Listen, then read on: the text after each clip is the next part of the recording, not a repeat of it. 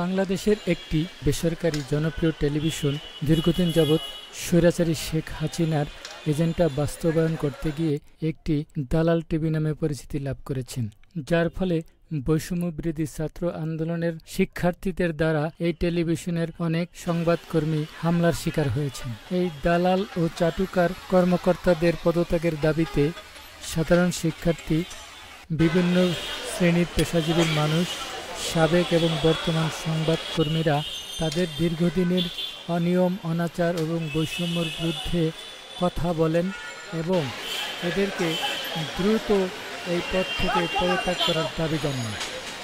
সময় দিয়েছি, সেই সময়ের কোনো প্রতিদান আমাকে দেওয়া হয়নি, বরং আমার ফোনে সুইচ অফ করেছে আমাকে জানানো ছাড়া। এবং এখন পর্যন্ত সময় টিভির আইডি কার্ড আমার কাছে আছে।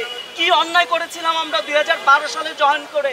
এখানে অসংখ্য সাংবাদিক আছে যাদেরকে কোনো অপরাধ ছাড়া তাদের চাকরি খেয়ে দেওয়া হয়েছে।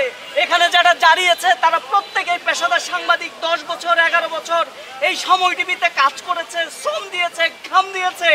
তাদের অধিকার ক্ষুণ্ণ করা হয়েছে। তাদের অধিকার ক্ষুণ্ণ করে তারা নিজের একটা আখের গোছানোর চেষ্টা করেছে, যেটা সিটি গ্রুপ নিজেরাও জানে না এখানকার কর্তৃপক্ষ কি করছে। তারা এই এমপ্লয়িদের অধিকার ক্ষুণ্ণ করে, তাদের সমস্ত অধিকারকে ক্ষুণ্ণ করে সিটি গ্রুপকে না জানিয়ে নিজের মতো চুষে নিয়েছে রক্তরসার মতো।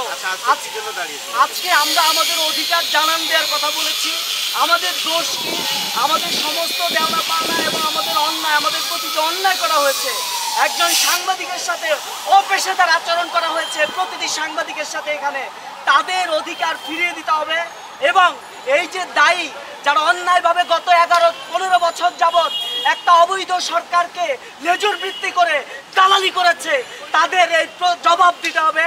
এবং এই অন্যায়ের জবাব দিতে না পারলে তারা সময় টিভি ছেড়ে চলে যাবে। কোনো কথা নাই, কোনো দাবি নেই এর বাহিরে।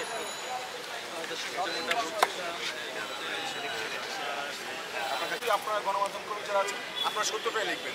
সমালোচনার জায়গা আমরা জনগণ সমালোচনাই করি এবং সমালোচনা করার মাধ্যমে বাংলাদেশের যতটুকু যেই জায়গায় আমরা দেখব বিচ্যুতি আছে, সেই জায়গায় হচ্ছে কি আমরা সেটা রিকভার করার চেষ্টা করব।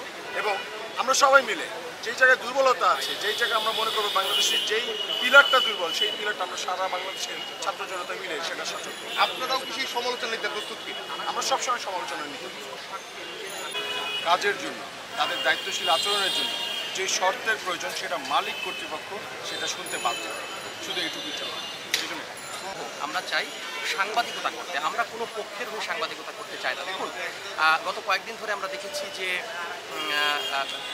শত শত মানুষকে কিন্তু হত্যা করা হয়েছে এবং নিরপরাধ মানুষকে হত্যা করা হয়েছে।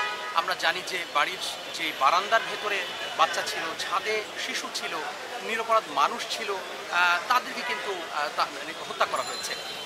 গণমাধ্যমের যে অপসাংবাদিকতা অর্থাৎ তথ্য সন্ত্রাস, সেই তথ্য সন্ত্রাসের মাধ্যমে কিন্তু আইনশৃঙ্খলা বাহিনী বলি বা তৎকালীন যে সরকার বলি তারা কিন্তু উদ্বুদ্ধ হয়েছে এবং মিসগাইড হয়েছে, কিন্তু অনেকেই এই তথ্য সন্ত্রাসের শিকার হয়েছে।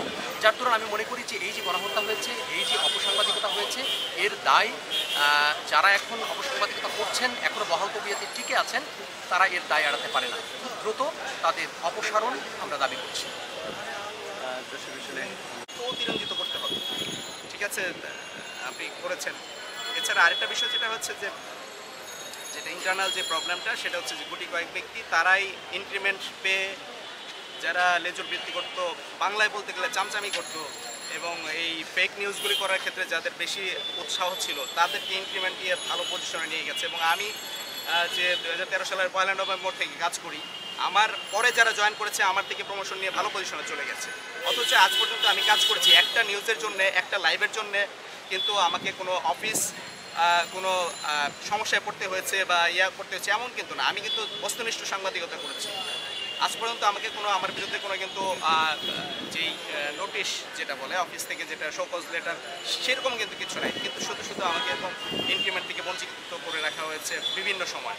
তো এইগুলি এরকম আমার মতো অনেকে বৈষম্যের শিকার হয়েছে, আগেও বৈষম্যের শিকার হয়ে অনেকেই চিঠি দিয়ে এমডি সাহেবকে জানিয়েছে এবং দেশের বাইরে আছে এবং দেশের মধ্যে কাজ করছে অন্য মিডিয়াতে, কিন্তু তিনি কোনো প্রতিকার নেয়নি। এটা আমার দুঃখের বিষয়। আমরা চাই যে আসলে সরকারের চাপে, যেহেতু এতদিন আপনারা এত এরকম করেছেন, তো এখনও কেউ কেউ আছে যে ভাইটাল পজিশনগুলিতে, তারা ওই সরকারের সময় চামচামি করেছে, আবার এই সরকারের সময় এখন আবার তাদের খোলস পরিবর্তন করে আবার বলছে যে তারা এখন বিএনপি পন্থী, জামাতপন্থী এরকম নিজেদেরকে দাবি করছে। তো এরকম যারা রং বদলায়, বর্ণচোরা, এদের আসলে মুখোশ উন্মোচন হওয়া দরকার। আমরা আসলে বস্তুনিষ্ঠ সাংবাদিকতা করতে চাই, এই জন্য সবার সহযোগিতা কামনা করি। কোনোটাই সমর্থন করি না। আগে বিএনপি আওয়ামী লীগের যে চামচামি বা পক্ষপাতিত্ব সেটাও কিন্তু আমি করতে রাজি না, এবং বিএনপির হয়ে যে এখন করবে সেটাও আমি পক্ষপাতিত্ব না, মানে সেটারও আমি রাজি না। আমি চাই বস্তুনিষ্ঠ সাংবাদিকতা হোক, সেটা যদি যে রিপোর্টটা বস্তুনিষ্ঠ হবে সেটা যদি আওয়ামী লীগের বিপক্ষে যায় বা বিএনপির বিপক্ষে যায়, যার বিপক্ষেই যাক, বস্তুনিষ্ঠ সাংবাদিকতা হোক সেটাই চাই। এবং বৈষম্য না হোক, কর্মীদের মধ্যে যে এই যে তেলবাজি করলে যে বৈষম্যটা, এটা শুধু আমাদের মিডিয়া সব জায়গা থেকে বৈষম্য মুক্ত হোক, দূর হোক, সেটাই চাই।